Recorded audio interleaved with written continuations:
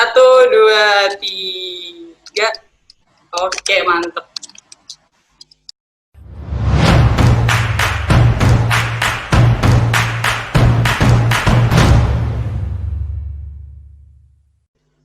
Baiklah, terima kasih kepada semuanya, kepada semua audiens yang telah bergabung, kakak-kakak, abang-abang, dan teman-teman semuanya.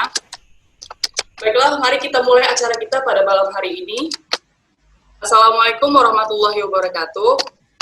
Selamat malam semuanya. Kembali lagi di Predatalk, yaitu podcastnya Predatek, yaitu berbincang-bincang santai, namun tetap dapat memberikan ilmu dan pengetahuan baru, karena di sini kita memiliki narasumber yang sangat luar biasa, yang akan membagikan ilmu, membagikan pengalaman, serta membagikan kisah-kisah menarik mereka sesuai dengan tema di setiap episodenya. Nah, di episode kali ini, yaitu episode keempat, Predatalk, tema yang akan dibahas yaitu kiat-kiat menjadi analis sistem. Bersama saya, Ulia Khairunisa, yang merupakan mahasiswi dari UIN Suska Riau, yang juga merupakan anggota dari Puzzle Riset Data Teknologi atau Predatek, dan merupakan bagian dari puzzle ketiga, 13. Dan di sini saya selaku moderator, bersamaan dengan seorang narasumber tentunya, yang merupakan alumni dari UIN Suska Riau, yang sekarang sudah bekerja di Dinas Komunikasi dan Informatika atau Diskominfo, di Kabupaten 50 Kota di Sumatera Barat. Beliau juga merupakan alumni dari Predatek dan bagian dari puzzle ke-6, yaitu Kakak Cahyo Rona Fakuilah Eskom. Baiklah, mari kita panggil Kakak Cahyo Rona Fakuilah Eskom. Halo Kak Cahyo, assalamualaikum. Hai. Waalaikumsalam. Apa kabar nih Kak? Alhamdulillah baik. Ulia gimana kabarnya? Alhamdulillah baik juga nih Kak. Kak, kalau boleh tahu sekarang Kak lagi di mana ya Kak? Posisinya Kak lagi di mana tuh? Lagi di kos. Sebenarnya tadi mau ke kantor, tapi baru ingat karena sekarang minggu kantor sepi, jadi takut nanti ada yang menemani, kan agak horor tuh nanti kan, jadi nggak jadi. Jadi Kak lagi di kos ya Kak? Walaupun Kakak sekarang lagi di kos di Sumatera Barat sana, Uli lagi di rumah di Riau ini juga, namun kita masih tetap bisa produktif ya Kak, menjalankan kegiatan bersama-sama seperti sekarang ini. Iya dong, harus. Oh iya dong, pasti. Baik, alhamdulillah. Jadi gimana Kak, udah siap belum untuk memulai perbincangan kita pada malam hari ini? Aduh, udah insya Allah. Insya Allah siap. Oke, baik Kak. Boleh mau menanya nih Kak, boleh mau bertanya. Apa sih kesibukan Kakak sekarang ini? Kegiatan apa sih yang Kakak lakukan sekarang ini? Yang dimana kan kita tahu bahwa kita ini masih di tengah-tengah pandemi COVID-19 ini Kak. Kakak udah kerja normal atau bagaimana Kak? Sekarang tuh kakak kerja, tapi ada di kantor, ada di rumah, ada WFH, ada WFO, tapi kebanyakan sekarang tuh banyak di kantor, karena kan kalau di Payakumbuh dan 50 kota, alhamdulillah udah zero COVID ya, untuk sekarang, nanti nggak tahu, sekarang udah zero COVID, jadi orang-orang di sini tuh kayak udah mulai ke new normal gitu, alhamdulillah, dan tetap harus masih mengikuti protokol kesehatan, pakai masker, jaga jarak, tapi alhamdulillah kakak sekarang udah seminggu tuh biasanya kan masuk 5 hari kan, dari Senin sampai Jumat. Jadi kakak sekarang masuk 4 hari dari Senin sampai Kamis pas di new normal ini. Oh gitu. Dulu tuh pas sebelum new normal kak masuknya sekali seminggu kak dapat tiketnya hari Rabu Ya Kak. Berarti itu waktu COVID yang masih tinggi-tinggi kali itu ya Kak, pas baru-baru mulai sekali itu, Maret, April mungkin itu ya Kak? Masuk seminggu sekali.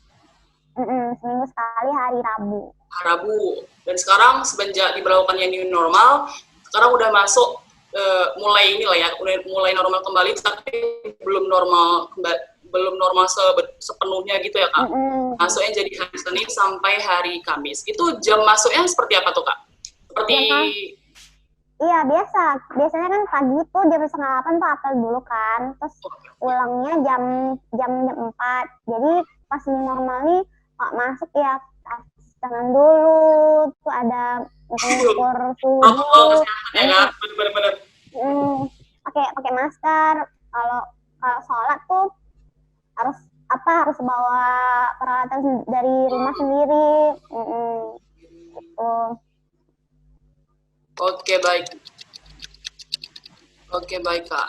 Jadi kak, sekarang kan kakak bekerja di Diskominfo Kabupaten 50 Kota Sumatera Barat ya kak, sebagai analis sistem ya kak. Iya. Oke, alhamdulillah. Apa sih kak, kalau boleh mau tahu nih, apa sih alasan atau motivasi kakak untuk bekerja sebagai analis sistem di Diskominfo tersebut kak? Oke. Jadi waktu itu pas pertama kakak kuliah itu kan ada lowongan kan, Iya. Jadi di Kominfo tuh waktu itu lowongannya ada programmer, ada analis data, ada analis sistem, sama teknisi jaringan. Tuh kak milih analis sistem. Kenapa milih analis sistem? Itu kan pertanyaannya. Yang pertama tuh kalau programmer tuh kan nggak bisa ngoding kan nggak bisa ngoding. Jadi kak suka ngerancang sistem tuh karena kan gimana ya, kalau sistem tuh nggak dirancang dulu, nggak dianalisis dulu, langsung coding itu pasti nggak bagus kan sistemnya nanti kan. Jadi kak suka tuh ngerancang-rancanginnya tuh. Terus karena itu menurut kak penting, perancangannya itu kan sebuah tahap yang penting sebelum sistem itu di coding, diimplementasikan harus dirancang dulu. Jadi kak suka tuh ketemu orang, nanti orang cerita sama kakak gimana sistem yang pengen dia bikin, terus nanti kak koordinasi sama dia lagi, terus bikin laporan analisisnya, baru kasih ke programmer. Itu sih sebenarnya. Suka gitu. Kakak suka ya kak? Menjadi bagian dari apa ya, analisis sistem ini bagian terpenting sih kak untuk menjadi perantara ya kak ya, antara klien dan programmer. Itu penting ya kak, analis sistem itu sangat penting pekerjaannya dalam membangun sebuah sistem gitu. Jadi kakak di sini alasan kakak menjadi analis sistem karena kakak tertarik di bidang tersebut semuanya. Betul. Oke, udah berapa lama sih kak? Kakak kerja sebagai analis sistem di Kominfo tersebut? Mulainya dulu tanggal 1 Januari tahun 2019. Jadi kalau dikalkulasikan sekarang itu udah 1 tahun 7 bulan 5 hari 20 jam ya gitu. Udah 1 tahun 7 bulan 5 hari 20 jam kakak bekerja di sana. 1 Januari ya? Iya, sebenarnya itu dapat posisi tersebut itu apakah jauh dari jarak kakak selesai wisuda atau tamat dari kuliah atau langsung dapat gitu kak? Waktu itu kan wisudanya akhir November tahun 2018. Jadi Desembernya tuh langsung tuh ada lowongan kan, ada rekrutmen. Terus kakak ya sebulan pas Desember tuh kan lagi sibuk-sibuknya tuh daftar, habis tuh tesnya kan banyak tuh dari administrasi, SKD, SKB, psikotes, wawancara. Itu sebulan tuh pokoknya kak tuh tes, ngedaftar, pindahin barang dari Pekanbaru ke Payakumbuh, terus tanggal 1 Januari udah mulai kerja. Jadi jaraknya tuh sebulan. Sebulan ya kak?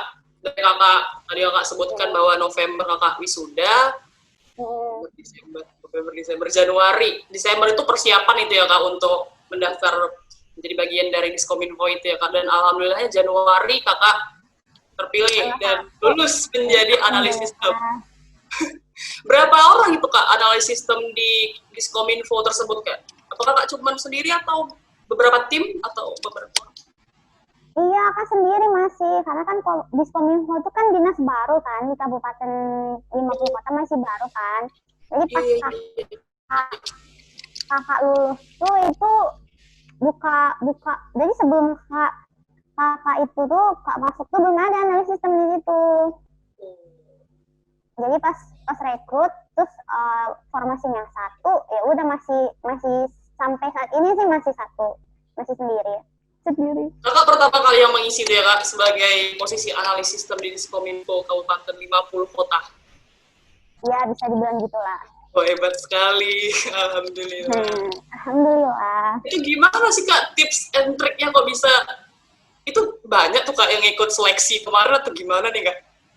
Iya banyak kuliah banyak kan jadi galau ini bisa nggak sih ini ikutan ini bisa lulus nggak sih aku baru lulus kan pesertanya yang ikut juga ada yang S2 lagi bagus udah pernah kerja kan S2 ya kak itu pesaing kakak saat itu dan alhamdulillah kakak terpilih gitu. Ya alhamdulillah bagus kan juga nggak nyangka. Atau ada rahasia kakak sehingga bisa terpilih seperti itu gimana sih kak? Apakah ada tips dan triknya? Oh yang pertama itu sih sebelum Juni ya. Terus wisudanya November kan jauh tuh jaraknya jadi pas waktu tuh kak banyak daftar di tempat lain juga sebelum di Kominfo nih. Daftar di tempat lain tuh banyak juga ditolak makanya jadi tips dan triknya yang pertama tuh jangan takut gagal karena kalau kamu tuh gagal sekali itu nggak mau daftar lagi itu jangan gitu karena pas usaha aja kita bisa gagal apalagi nggak ngapa-ngapain gitu nggak usaha jadi tips pertama tuh adalah jangan takut gagal karena ini nggak pekerjaan pertama yang kakak lama kakak udah sering banget ditolak sebelum ini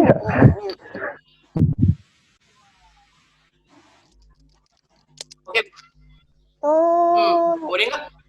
Yang kedua yang kedua ya apa yang ada di hadapan kita tuh ya udah hadapi aja tuh berusaha untuk terbaik di situ maksudnya nggak usah lihat kanan kiri oh ini kayaknya dia bagus dari kamu Cayo oh di abangnya S2 kamu masih apa nggak boleh kayak gitu kalau kita kayak gitu kan kita udah gimana minder duluan kan sementara kan kita nggak tahu kemampuan orang itu sebenarnya gimana kan kita nggak boleh minder duluan kita percaya aja sama diri kita sendiri berusaha terbaik doa terus restu orang tua penting banget tuh restu orang tua tuh sangat penting ya udah kamu tuh doa usaha terus satu lagi rezeki tuh nggak kemana kalau misalnya lawan kamu tuh 3 tingkat 4 tingkat banyak lagi di atas kamu kalau itu rezeki kamu so what gitu kan pasti kamu yang dapetin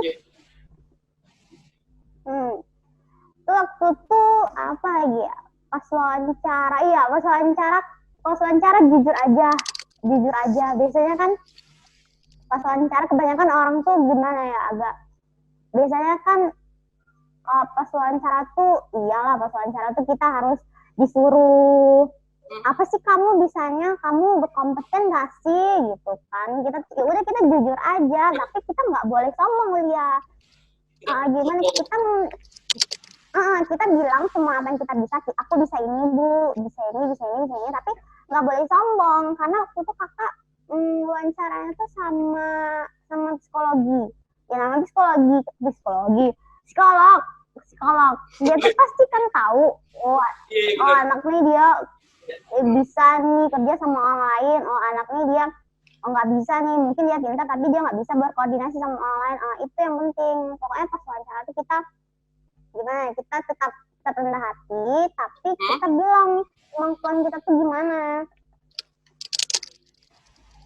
dibilang ya kak rendah hati oke tuh kak berarti tips and trick biar kita dapat bersaing bersama pesaing kita lah dalam mencari pekerjaan itu yang pertama tadi kita jangan takut gagal sekali mencoba kita tuh jangan langsung nyerah gitu ya kak kita terus berusaha lagi kemudian kita itu percaya diri jangan cepat minder gitu jangan minder tentang ada yang S2 atau yang lebih dari kita jangan cepat minder tapi percaya diri kemudian doa terus orang tua diperlukan kemudian usaha tentunya terus yang terpenting tuh mungkin rahasia kakak juga tuh ya saat wawancara itu kita harus jujur aja dan kita tidak boleh terlalu sombong, tapi kita tuh juga menunjukkan gitu loh bahwa kita ini punya kemampuan gitu. Bener? Iya, betul. Mantap sekali Kak. Nice info. Oke. Jadi Kak, setelah menjadi analis sistem di Diskominfo tersebut, apa sih job desk atau tugas-tugas apa sih yang dilakukan dari analis sistem itu? Apa sih job desk-nya gitu? Oke. Job desk-nya yang pertama. Kita tuh job desk. Kak itu ya, Kak ceritain aja apa yang Kakak lakukan sama ini kan? Iya Kak, boleh. Tugas yang Kakak lakukan biasanya. Oke, sebelum itu Kak jelasin dulu, Diskominfo itu kan di dalam satu kabupaten tuh kan ada banyak dinas kan, Mulia. Banyak urusan-urusan, misalnya urusan tentang pertanian itu dikerjakan oleh dinas pertanian. Urusan kepegawaian itu ada badan kepegawaian. Begitu juga dengan Kominfo. Kalau Kominfo ini dia khusus menangani tentang pelayanan yang berhubungan sama TI. Pelayanan? Yang berhubungan sama IT, sama TI. Jadi termasuklah di dalam itu pelayanan untuk melayani pembuatan sistem, aplikasi, website. Jadi yang menjadi klien Kominfo tuh, kalau misalnya ada yang mau bikin sistem tuh dinas-dinas lain di kabupaten ini, kayak misalnya kemarin tuh Kakak ada bikin website, website Corona yang baru-baru ini, Kak baru analisis website Corona, itu yang minta tuh dinas kesehatan. Yang minta tuh dinas kesehatan, jadi biasanya dinas-dinas lain tuh kita sebut aja sebagai pengguna. Jadi kalau pengguna tuh datang ke Kominfo yang mau bikin sistem, itu ceritanya ke kakak dulu ceritanya ke kakak dulu. Dia tuh mau bikin sistem kayak gimana, terus cerita-cerita kan. Jadi kak tanya nanti itu inputnya gimana, proses atau alurnya itu gimana, itu nanti fitur-fitur sistemnya gimana, itu kan kak harus tahu dulu, terus keluarannya apa, hasilnya apa, terus kak harus tahu dulu kan. Jadi itu tuh termasuk apa ya job desk-nya? Koordinasi klien, bisa jadi sih. Koordinasi. Terus yang kedua itu biasanya kakak setelah koordinasi sama si pengguna ini, klien ini, kakak biasanya bikin prototipe-nya dulu. Prototipe tuh kayak nanti kira-kira sistemnya jadi kayak gini loh, ica-icaannya gitu, blueprint-nya, prototipe-nya kayak nanti kayak gini. Udah kak bikin, terus kak liatin lagi ke penggunanya, gimana ini udah cocok belum kira-kira, atau ada revisi lagi gitu kan. Kalau misalnya udah siap, udah nggak ada revisi lagi, kayaknya udah oke, kayak gini kira-kira nanti sistem yang mau dibikin tuh, gitu kan. Terus kak oper lagi tuh si prototipe tuh ke analis data. Ke analis data. Ngapain dioper ke analis data? Untuk dianalisis tabelnya, database-nya, IRD-nya, normalisasi datanya.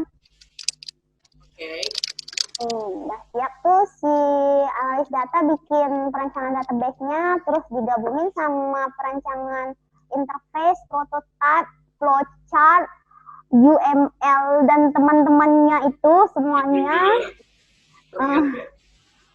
dimasukin ke dalam satu laporan, namanya tuh laporan analisis. Laporan analisis, Baru deh dikasih ke si programmer untuk dibuat. Gitu.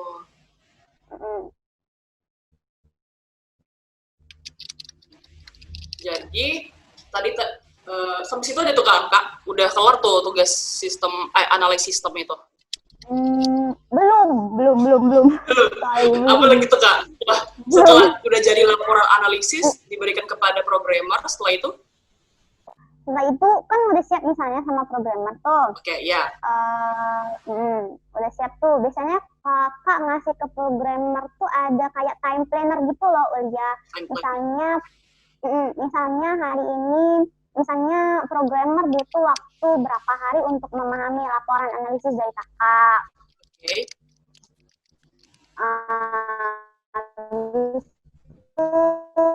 Programmer butuh berapa lama buat hari untuk untuk bikin fitur ini, bikin fitur ini sampai semua fiturnya selesai dibuat. Nah, gitu biasanya kalau kakak time planner-nya. Oke. Sampai kan udah siap tuh sistemnya.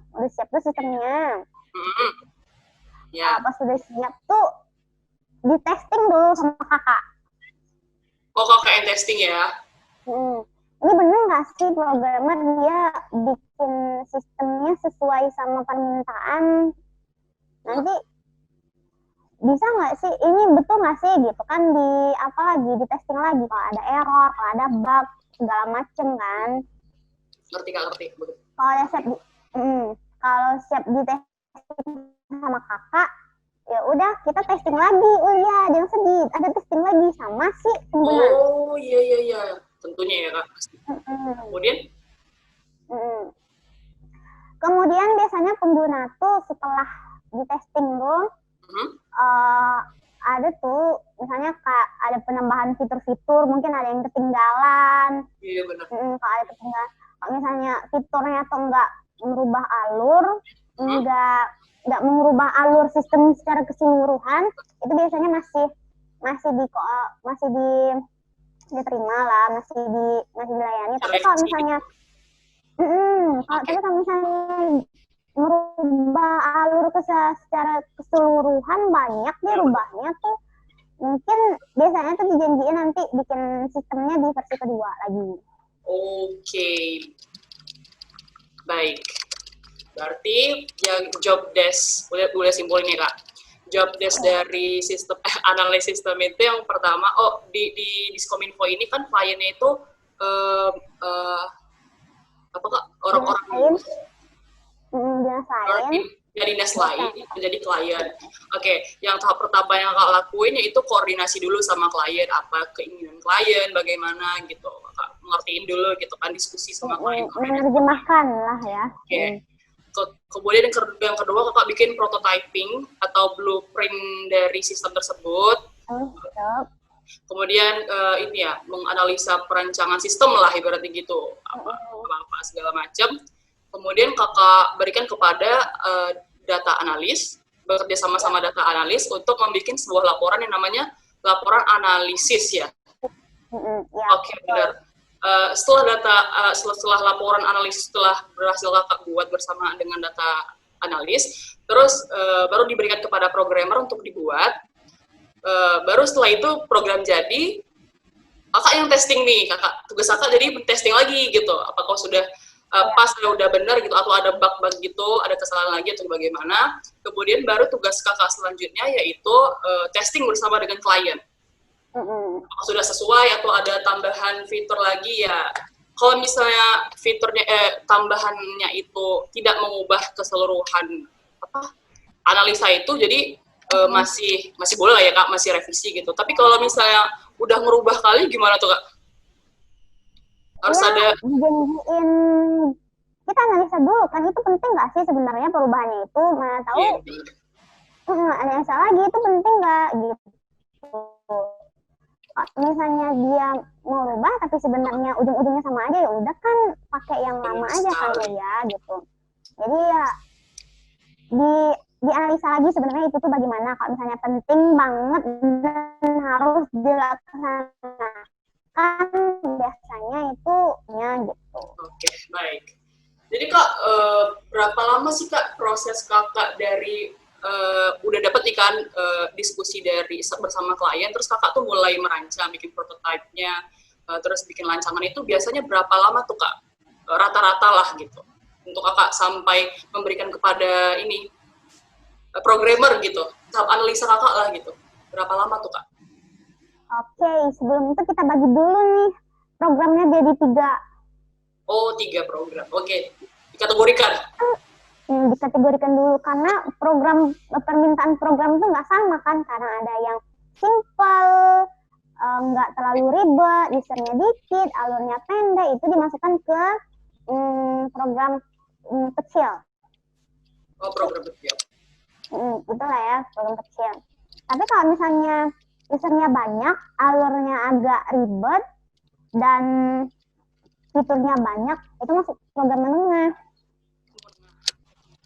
Tapi kalau alurnya banyak banget, usernya banyak banget, prosesnya banyak banget, fiturnya banyak banget, itu masuk ke program yang kompleks. Program kompleks ya, Kak?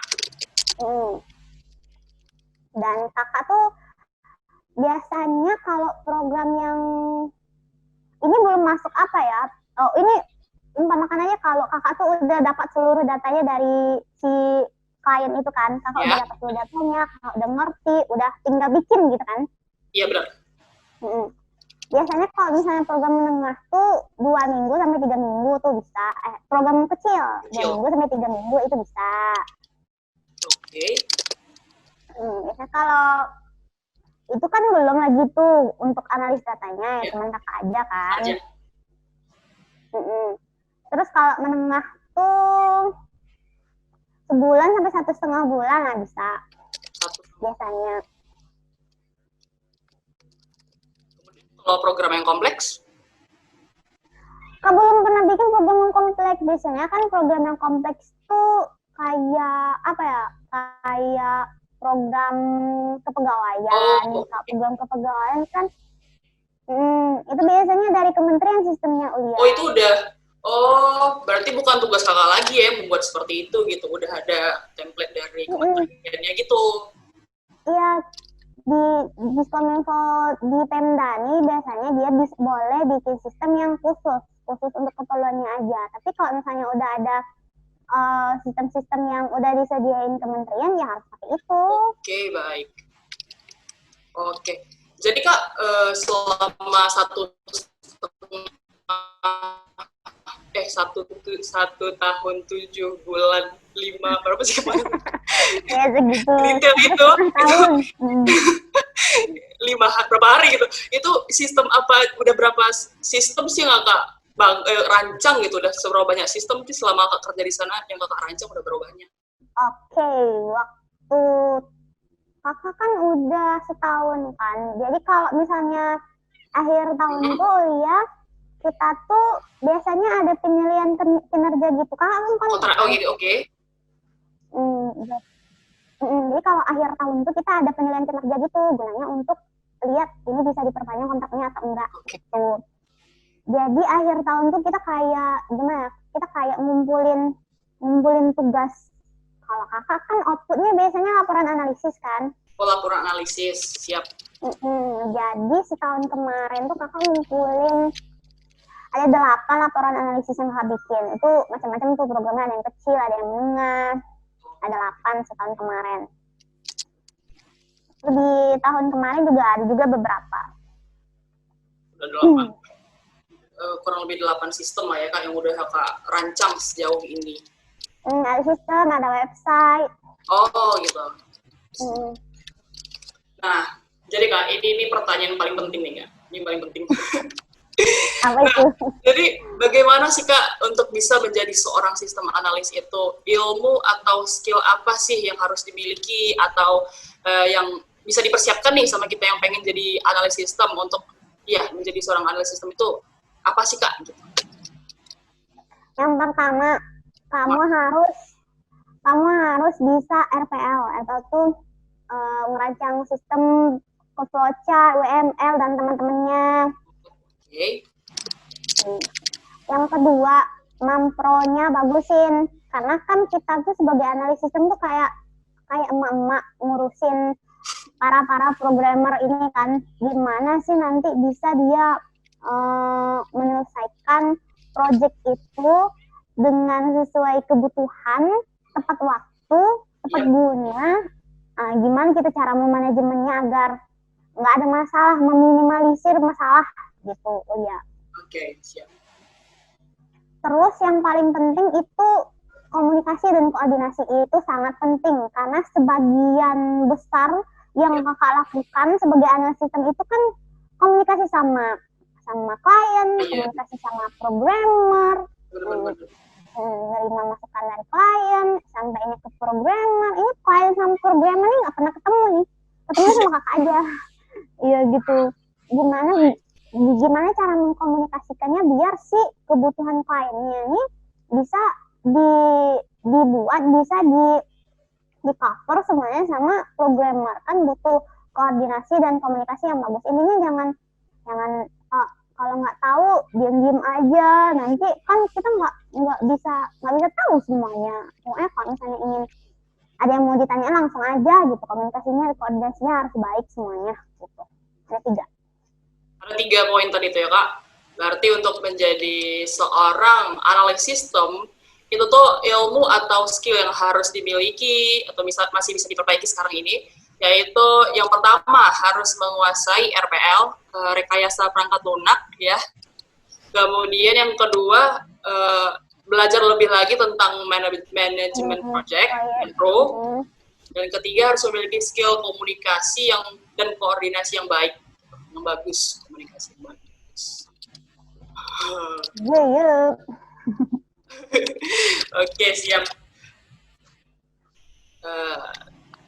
Kemudian Kak, Ulia ada kepo dikit nih terkait gimana sih cara Kakak dalam memecahkan suatu permasalahan sebagai seorang analis sistem itu?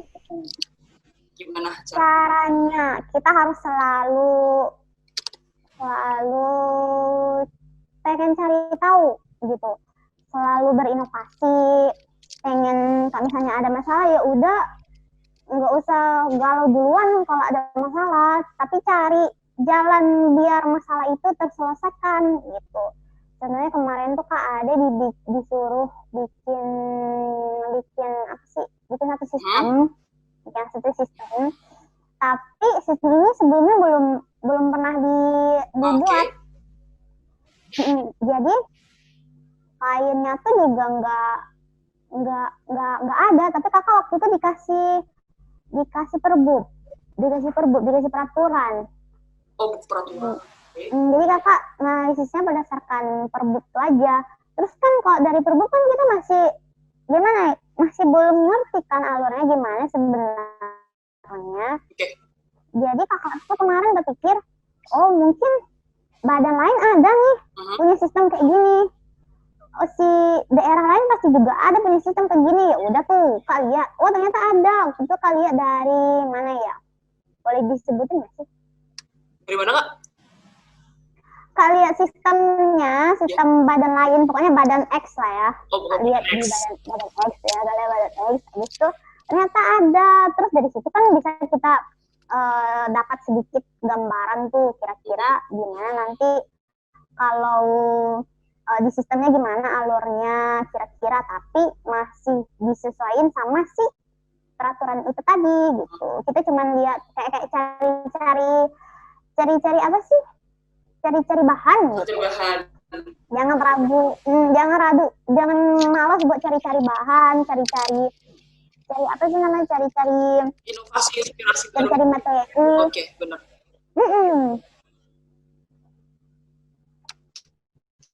Gitu. Oke. Baik. Jadi Kak, sekarang ini kan perkembangan teknologi itu semakin pesat kan. Begitu juga perkembangan sistem-sistem yang ada selalu berpacu untuk menampilkan atau memberikan yang terbaik gitu.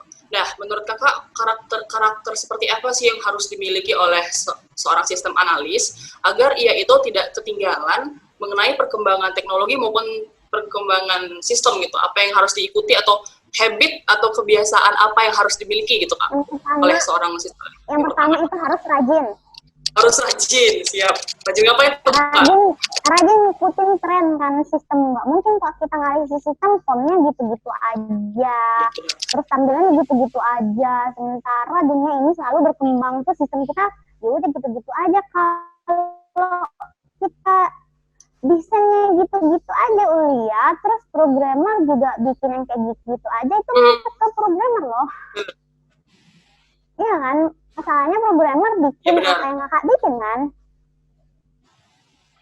Jadi itu yang pertama, rajin mengikuti tren. Yang kedua, biasanya kakak tuh di kantor tuh sering cerita-cerita tuh sama programmer. Kalau misalnya ada tampilan baru, oh ya kemarin baru dapat satu inspirasi tuh. Kan bentar lagi mau bikin sistem, tapi di dalamnya tuh ada tanda tangannya. Oh, tanda tangan. Oke. Tanda tangannya biasanya kalau tanda tangan tuh biasanya kan dikirim duluan dalam bentuk foto, tanda tangannya foto kan, kan. Kalau ini ternyata kemarin tuh bisa tanda tangan tuh langsung kita gambar gitu di sistemnya pakai mouse. Oh. Ada sistem gitu. Mantap Kak, baru tahu juga ini. Baru tahu kan, kita juga baru tahu. Yang hal-hal kayak gitu tuh kita dapat waktu ada project yang pertama, yang kedua pas searching, yang ketiga pas ada sistem baru dibongkar, diliatin. Ya gitu sih. Pokoknya intinya rajin cari tahu, ngikutin perkembangan zaman. Terus kakak biasanya sering cerita sama programmer juga. Iya itu sih. Jangan status lah pokoknya, kalau ada yang baru mah terima aja, lihat aja mana tuh bisa diadopsi kan? Iya benar sekali Kakak. Sama harus rajin ngikutin tren, kemudian harus rajin cari tahu terus lah. Terus cerita sama programmer atau yang lebih inilah ya, pihak-pihak yang dapat menimbulkan inspirasi baru gitu. Inspirasi. Oke. Baik. Nah, kakak kan dulu ini saat masih menjadi mahasiswa, kakak aktif kan dalam sebuah organisasi, yaitu di Predatek nih. Oke. Nah, ada nggak sih Kak ilmu-ilmu yang kakak dapetin dari Predatek yang kepake sampai di dunia pekerjaan ini Kak sekarang? Ilmu apa sih Kak yang kakak peroleh selama di Predatek dan benar-benar kepake hingga sekarang gitu? Oke. Yang pertama itu, kakak kan dulu di Predatek pernah jadi bendahara kan? Bendahara, iya. Jadi di sini kakak juga ica-ica jadi apa ya? Pokoknya kalau di Predatek itu dulu pas selesai acara tuh biasanya kita bikin LPG kan, laporan pertanggungjawaban keuangan. Bener. Sama di sini juga kalau misalnya udah siap acara tuh kita juga bikin SPG namanya, surat pertanggungjawaban juga. Itu kan kepake banget tuh. Dulu kakak juga sering ngitung-ngitungin duit, pemasukan, pengeluaran, ini itu segala macem. Di sini juga kayak gitu. Oke, mantap. Terus kan? Nggak tahu kenapa dimanapun kakak berada selalu dilibatkan soal perbendaharaan. Keuangan gitu ya Kak, keuangan bener. Iya. Sama kopi kita tahunya cuma belajar di kelas, bilang ujian, lulus, sempro, sidang, ini udah siap kan? Kita nggak tahu gimana punya organisasi tuh, gimana bagi-bagi kerja di organisasi, karena kita nggak ikut organisasi. Tapi kalau udah biasa ikut di tempat kuliah, masuk ke organisasi baru, nggak kagok gitu. Nggak kagok, bener. Iya sih. Nggak kagok. Kan banyak tuh, kalau di Predatek bidang-bidangnya ada bidang desain, ada ini, itu. Sama juga, di kantor kakak juga ada bidang TIK, ada bidang e-government, bidang kakak namanya, ada bidang politik juga, terus masing-masing bidang ada job desk-nya masing-masing. Ya gitu. Terus apa ya lagi? Oh ya, kakak bisa nggak juga sih. Kakak biasanya dulu di Predatek tuh banyak kegiatan kan? Iya. Kayak seminar, lomba-lomba, banyak kan? Sama, di sini juga ada itu. Tapi di sini pelatihan. Kan lihat tadi kakak bilang kalau udah jadi sistemnya, tuh kan di hosting lagi tuh. Iya. Nah, setelah di hosting kan dipakai lagi kan sama si pengguna ini, sama si klien tuh. Itu biasanya kita ngadain pelatihan buat ngajarin si pengguna tuh makainya. Kadang kan kalau sistem itu nggak 1-2 ada penggunanya, ada OPD lain, ada masyarakat, ada desa juga kan. Iya benar. Jadi kan paling ingat tuh dulu di Predatek tuh kalau ada acara cari-cari snack, terus Iya, persiapan bungkus, konsumsi. iya, ya konsumsi. Terus apa lagi nyusun bangku sama kakak di sini juga kayak gitu. Begitu. Baik. Mungkin beda konteks tapi masih sama lah gitu.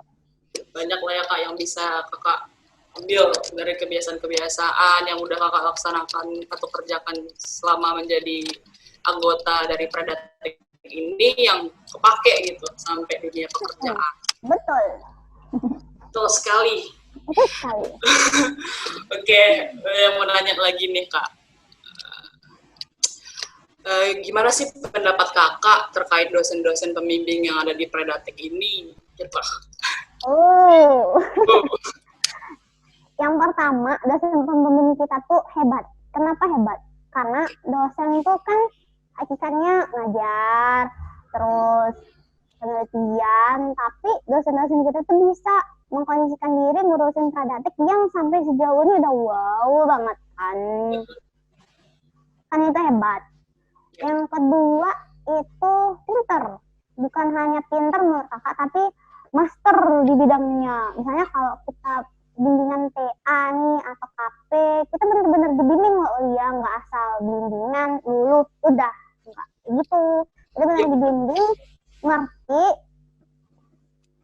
Kita ujungnya juga lulus, tapi ada sesuatu yang bisa kita ambil dari situ. Ya benar sekali. Tahu menurut kakak ya? Oke, hebat dan pinter-pinter. Alhamdulillah. Oke. Boleh ada ini Kak, pertanyaan bonus atau terakhir ya, bisa dibilang terakhir lah ini. Untuk sesi Ulia nih kan ya Kak, sesi Ulia sebelum kita masuk ke sesi tanya jawab bersama audiens dan narasumber. Oke, coba Kakak jawab cepat 3 hal atau 3 kata yang mendeskripsikan sistem analis. 1, 2, 3. Dinamis. Terus yang kedua apa ya? Komunikasi. Kenapa? Komunikasi. Ketiga apa ya? Ini sering tak lakuin tapi agak lawang apa kan? Iya. Menghayal. Iya ya Kak. Menghayal seperti apa itu Kak? Iya, bukan menghayal yang lain-lain. Oh nanti mau makan apa, mau minum apa, mau gitu kan. Tapi biasanya kalau kakak ngomong sama si klien ini, tuh pas dia ngomong, oh saya mau sistemnya nanti bisa gini-gini ya, gitu nih ini kan langsung mikir tuh langsung,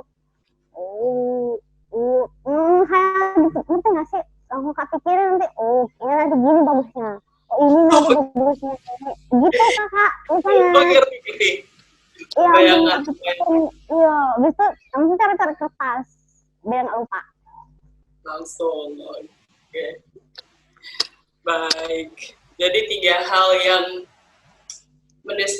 mendeskripsikan sistem analis, yaitu yang pertama dinamis, komunikasi, dan menghayal. Versi Kak Cayo. Versi Kak Cayo. Oke, siap.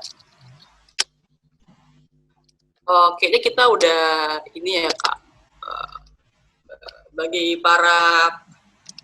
Bagi para audiens yang ingin bertanya, dituliskan nama di kolom chat. Namun sepertinya belum ada pertanyaan nih Kak. Oke. Kalau boleh nanya lagi boleh nggak nih Kak? Ada yang boleh lagi dong. Tapi bakal balik lagi nih ke titik mana ya yang mau lihat tanyain. Gini Kak, ada lagi Ulia mau tanyain. Ada nggak Kak, bagaimana pengalaman suka atau duka Kakak selama menjadi analis sistem di Diskominfo tersebut? Ulia pengen dengar cerita lah gitu, sambil menunggu pertanyaan. Baik. Sukanya banyak sukanya. Sukanya banyak. Yang pertama tuh Kak bisa Kak bersyukur gitu kan lihat bisa pakai ilmu yang Kak dapat dari perkuliahan waktu kerja, karena kan banyak orang yang kerjanya tuh kadang dia kuliahnya ini, terus kerja ini, terus harus menyesuaikan lagi nanti di tempat kerja sama kebutuhan pekerjaannya kan. Sementara dia nggak kuliah itu kan ada juga kan. Terus Kak bersyukur lagi karena kakak tuh kerja sama orang-orang yang baik-baik, yang pinter-pinter. Secara nih kakak masih baru, pengalaman kakak masih di sini aja, kak baru tamat ujian langsung kerja di sini. Jadi semuanya orang tuh baik, atasan kakak, teman-teman kakak, orang itu welcome, baik, membantu banget. Terus dukanya ya kadang apa ya? Ini kan kakak sendiri sih, kakak sendiri kalau misalnya ini nggak jarang terjadi juga. Tapi kalau ada sistem yang di analisa 2 gitu kak, harus pandai bagi waktu buat analisanya, yang ini dulu, yang itu dulu, harus pandai bagi waktu. Tapi sebenarnya itu nggak terlalu duka juga sih, karena atasan kakak di tempat kerja tuh ngerti banget, open banget. Oh kamu kerjain ini dulu lah Cayo, ini lebih penting dulu, kamu gini dulu lah Cayo, gitu sih. Tapi it's not problem. Baik. Nah, ini Kak, kita ada pertanyaan dari audiens, yaitu dari Abang Wahyu Ernu. Baik, kepada Abang Wahyu Ernu dipersilahkan untuk bertanya dengan menyalakan audio dan kameranya untuk bertanya kepada narasumber. Halo, Assalamualaikum. Waalaikumsalam, hai Bang Wahyu. Halo. Kalau enggak dinyalakan kamera enggak apa-apa kan? Enggak apa-apa. Mau nanya, sebenarnya mau aja sih, mau dengar. Sebenarnya mau dengar celotehan Cayo aja sih, udah lama nggak dengar celotehannya kan? Mau dengar. Udah banyak. Ya itu masih. Ini kan abang ada ini kan. Jadi abang mau tahu apa sebagai analis sistem ya. Apa keluhan Cayo selama jadi analis sistem gitu. Terus kalau boleh tahu, ya. Kalau boleh tahu, ini kan Cayo selama ini kan koordinasinya dengan programmer juga ya kan? Itu kalau programmer di sana itu keluhannya biasanya soal apa aja ya? Kalau yang di apa kan? Yang di apa? Cayo apa? Kominfo kan? Iya. Boleh tahu dong? Oke. Keluhan programmer tuh yang paling sering galau, programmer tuh milihin template Bang Wahyu. Milih template. Oh gitu? Milih template. Biasanya kalau misalnya sistemnya kayak gini, template-nya gimana?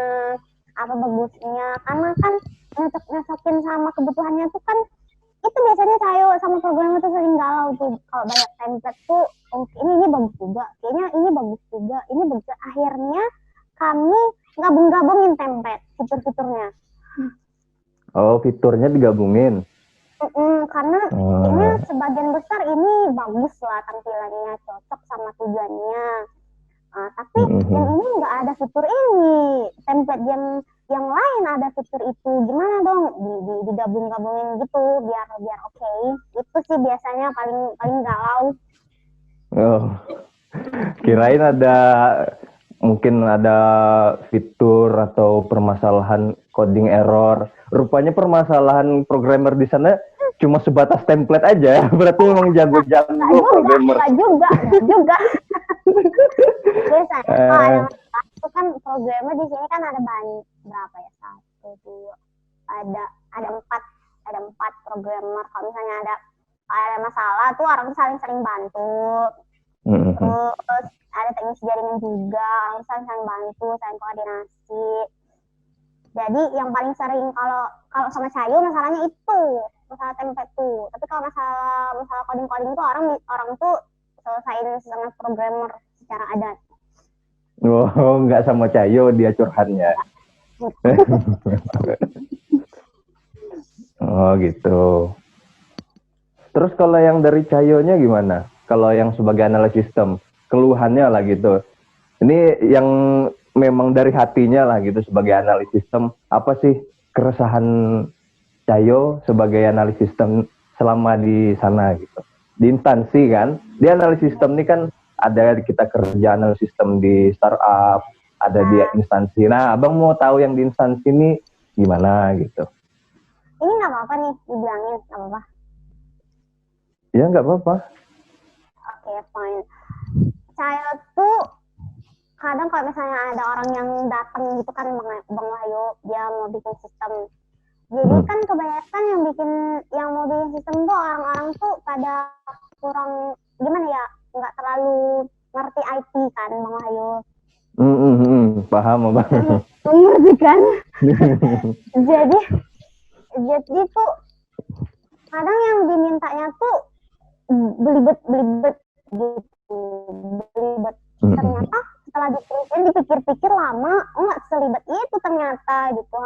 Saya kadang missnya di situ. Saya kalau misalnya datang, saya mau bikin sistemnya gini, itu saya oh ternyata setelah dipikirin, di list semuanya tuh ternyata solusinya nggak seribet yang dimintanya, karena mungkin ya maklum kan pengetahuan IT-nya nggak terlalu itu, tapi dia butuh IT ya apalagi guna saya kalau nggak bantu mengkemasnya gimana gitu, sering galaunya di situ Bang kalau saya. Iya betul. Abang paham tuh rasanya. Paham kan? Sering galau tuh, jadinya apa sih gitu. Tapi ya iya. Insya Allah, alhamdulillah. Terus Cayo, selain itu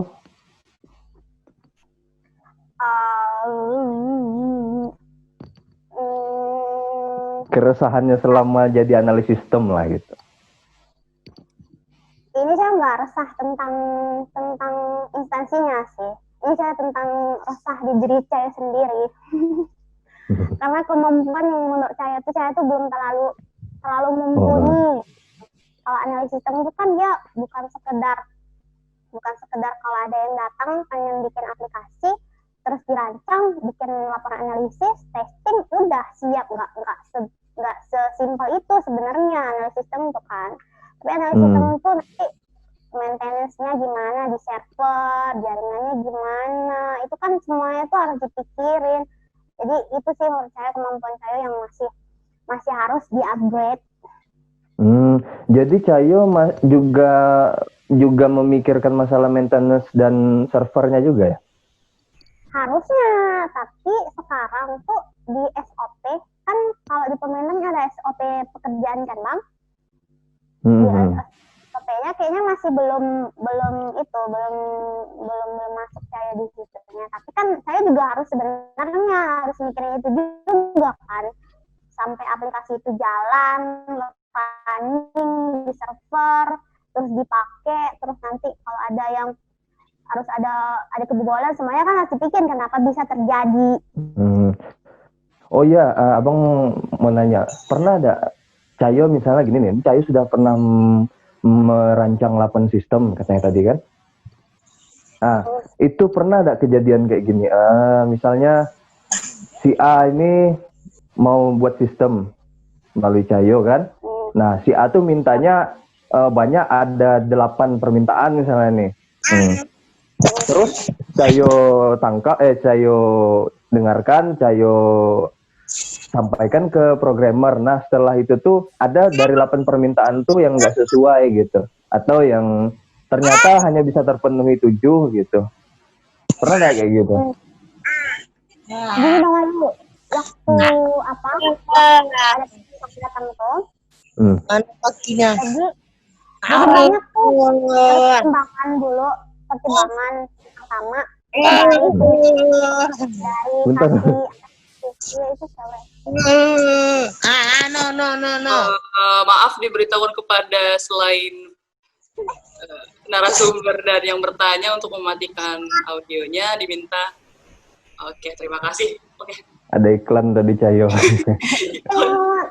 Lanjut.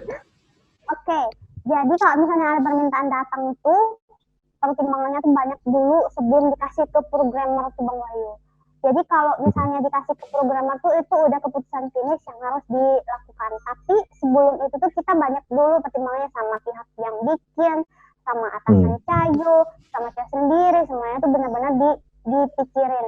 Kadang kalau diminta 8, ternyata banyak yang pentingnya antara 80. Ternyata yang penting cuma agak 5. Yang 3-nya tuh bisa tercover sama yang 3 ini gitu kan. Jadi kan nanti buang usaha programmernya bikin dan ujungnya sama aja, outputnya sama aja, ngapain? Nah, jadi itu sih banyak pertimbangan dulu. Pertimbangan ada, pengurangan ada, dan penambahan pun ada. Penambahan pun ada. Jadi kalau misalnya ada permintaan nih masuk, dia minta misalnya kayak pendaftaran sesuatu. Kenapa nggak langsung semua datanya dikelola di situ aja lah? Karena kayak gitu tuh ditambahin. Nanti kan dipakai lagi sistemnya. Terus kenapa sesimpel itu sistemnya? Makanya ditambahin fitur-fitur lain. Penambahan ada, pengurangan ada. Tapi yang pas dikasih ke programmer itu benar-benar keputusan finish lah gitu. Oke, baik. Terima kasih jawabannya Kak Cayo. Dan pertanyaannya Bang Wahyu Ernu yang sangat banyak sekali. Terima kasih Bang. Kebanyakan ya, sama-sama.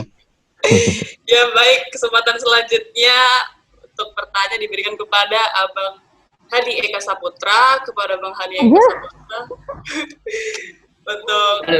untuk menyalakan ya audionya. Oke, terima kasih kepada moderator. Ya. Ada Bang Hadi orang Kak Cayo. Yang tanya bagus saya. Enggak, ini enggak kayak sidang atau kayak apa? Ujian ya? Belajar soalnya. Bang juga enggak ini sih, enggak bisa bercanda-canda kayak Bang Wahyu nih. Bang serius-serius aja deh. Ini pertanyaannya kan Kak Cayo seorang analis sistem. Kira-kira ada nggak metode tertentu yang digunakan dalam software development yang dipakai ketika menganalisa sistem di pemerintahan Kominfo misalnya di tempat Kak Cayo bekerja? Ada nggak metode tertentu biar kita juga dapat gambarannya sih yang sering digunakan di pemerintah itu metode apa sih untuk software development gitu sih. Mungkin itu aja Kak Cayo. Terima kasih. Oke. Sama-sama. Kalau di pemerintahan itu kan ada SOP kan Bang Hadi.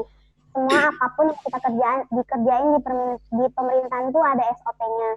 Biasanya SOP itu dibuat di awal sebelum dinas tuh. Kalau misalnya ada yang bikin sistem SOP-nya nih. Biasanya kalau untuk pengembangan sistem sih mirip-mirip sama waterfall. Pertama dianalisis dulu, habis itu diverifikasi lagi ke yang pengen bikin sistem, habis itu di coding, di testing, di hosting, baru maintenance. Mirip sama si waterfall SDLC biasanya SOP-nya. Oke, berarti maksudnya kita masih bisa belajar lah ya. Mungkin ada ini nggak? Maksudnya ada rencana dari SOP sendiri untuk berubah misalnya dengan metode yang baru atau metode yang lebih kayak Scrum atau apa? Mungkin bisa dijadiin usulan nanti kalau misalnya ada. Dia gini Bang, kalau ada masalah baru SOP diganti. Kalau nggak ada masalah pakai itu aja gitu biasanya. Oke, mungkin itu aja sih. Abang nggak banyak bertanya. Terima kasih kepada Kak Cayo dan Uya. Oke, terima kasih Abang Hadi Eka Saputra atas pertanyaannya. Kemudian pertanyaan terakhir nih diberikan kesempatan kepada Said Taufik Rizaldi. Kepada Said untuk diminta untuk menghidupkan audio ataupun kameranya. Kepada Said dipersilahkan. Halo, Assalamualaikum Pak. Waalaikumsalam, hai Said. Makasih Kak udah kasih materinya luar biasa ya Kak ya. Perkenalkan saya nama Said, saya Taufik Rizaldi dari Redatek ke-17 Kak, puzzle ke-17. Jadi saya ada beberapa pertanyaan sih Kak. Sebenarnya di antara dua pertanyaan itu sama substansinya. Yang pertama itu saya mau nanya nih, kan Kakak bekerja di Diskominfo di tempat Kakak ya. Terus di situ Kak, gimana sih tips dan trik Kakak kayak menjalankan komunikasi antar klien? Dalam hal ini kan klien Kakak adalah dinas dan badan pemerintahan di kabupaten yang tempat Kakak bekerja gitu Kak ya. Terus Kak, pertanyaan Said yang selanjutnya, saya juga dengar-dengar nih Kakak ini kan luar biasa nih dulu di zaman kuliah, terus Kakak di Predatif juga luar biasa. Terus menurut Kakak sih motivasi apa sih yang harus kayak kami sebagai adik-adik nih Kak, untuk motivasi seperti apa yang harus kayak dibangkitkan sih gitu Kak? Mungkin dari lebih ke wejangan Kakak kami untuk adik-adik. Ya, makasih Kak. Itu aja sih dari saya. Yang pertama tadi tips dan trik menjalin komunikasi ya. Yang pertama itu jangan malu, karena kalau kita malu-malu komunikasi nanti kalau ada yang nggak tahu kamu diam aja, terus kamu mau nanya sama siapa? Udah kamu harus udah terima aja, action aja gitu. Kan kamu nggak salah, ngapain malu, ngapain segan-segannya, udah langsung aja. Karena kan kita di sini tugasnya ngebantu orang lain bikin sistem gitu. Jadi kita harus tahu semuanya tentang seluk-beluk itu, harus tahu semuanya. Kalau nggak tahu nanti kalau ada yang ketinggalan gimana, kan rempong jadinya kan. Ya udah nggak usah malu, tanya aja gitu kan, kita nggak salah, ngapain malu itu. Yang kedua apa tadi pertanyaannya? Kayak motivasi atau wejangan dari Kakak sih untuk kami adik-adik, gimana sih cara membangkitkan motivasi ya, gimana sih berorganisasi, belajar, mungkin gitu sih Kak. Kalau berorganisasi ikutin apapun itu ikutin. Kalau saya udah pilih satu organisasi, saya misalnya ikut Predatek, ya udah ikutin, jangan absen, jangan kabur, karena kan komitmen yang penting, ikutin. Pasti ada manfaatnya. Kalau Kakak dulu berorganisasi ikut Predatek, banyak banget manfaatnya pas dikerja nih Mas Said. Jangan yang kabur-kabur, pokoknya komitmen, ikutin. Itu tips Kakak untuk yang berorganisasi. Terus kalau untuk pelajaran kuliah, tips Kakak nih, kuasai satu bidang ilmu yang kamu suka dan kamu bagus di situ. Misalnya Said bisa desain, ya udah kembangin di situ, bisa programming, ya udah coba bikin sistem.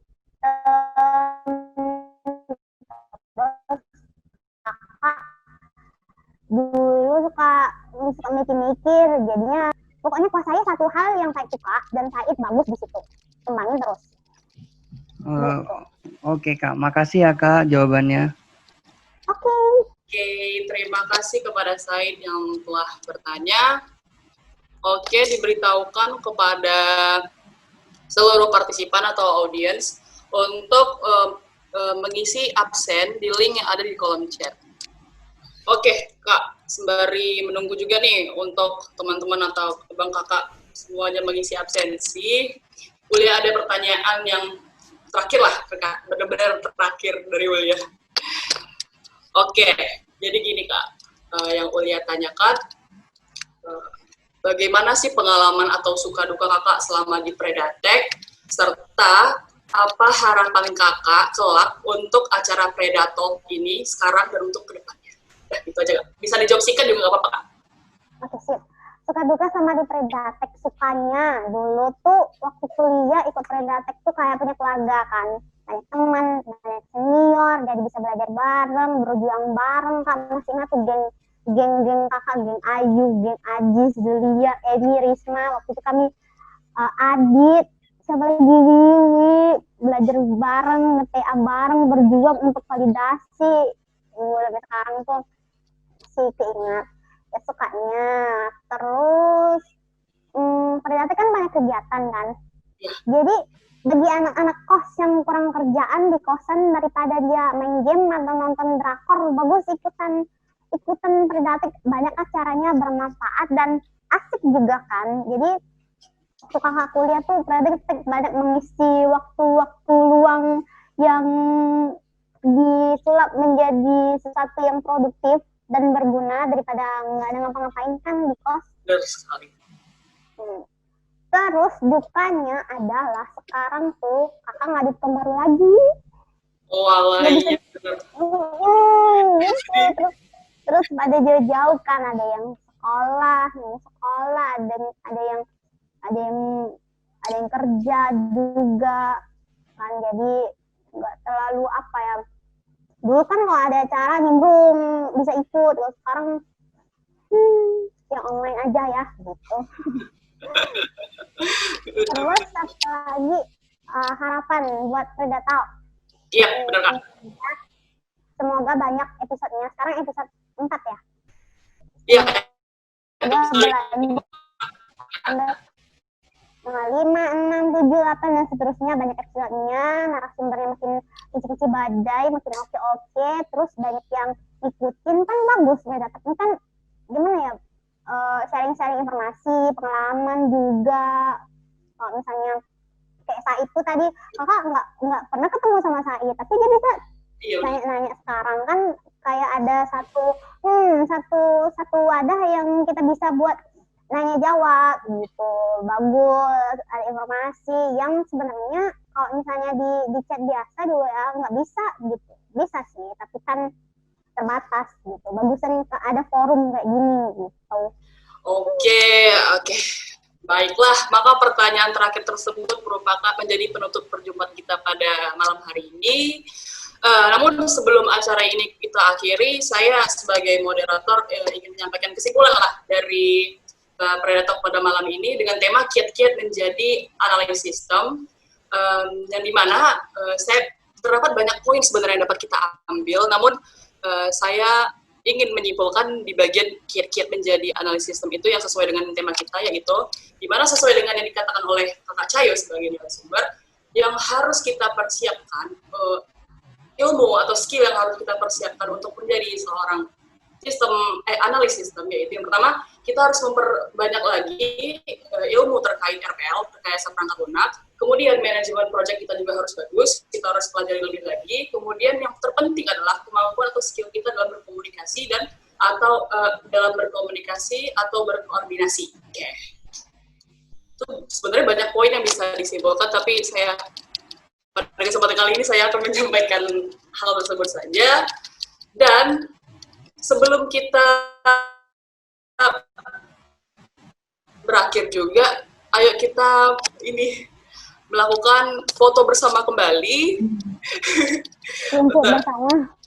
Ya, terakhir penutup kita foto bersama kembali. Jadi diminta untuk ke semua partisipan atau audiens untuk menghidupkan kembali kameranya atau videonya agar kita bisa mengabadikan momen kita ini. Oke, sip. Diminta untuk kepada semua partisipan menghidupkan kameranya. Oke.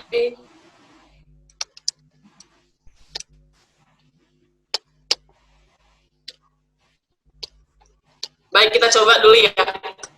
Pertama kita coba dulu. Oke.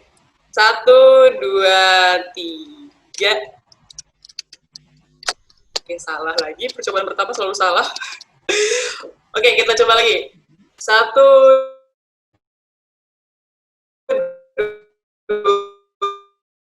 2, 3. Udah dapat sih ya dokumentasi kita. Atau Oke, udah.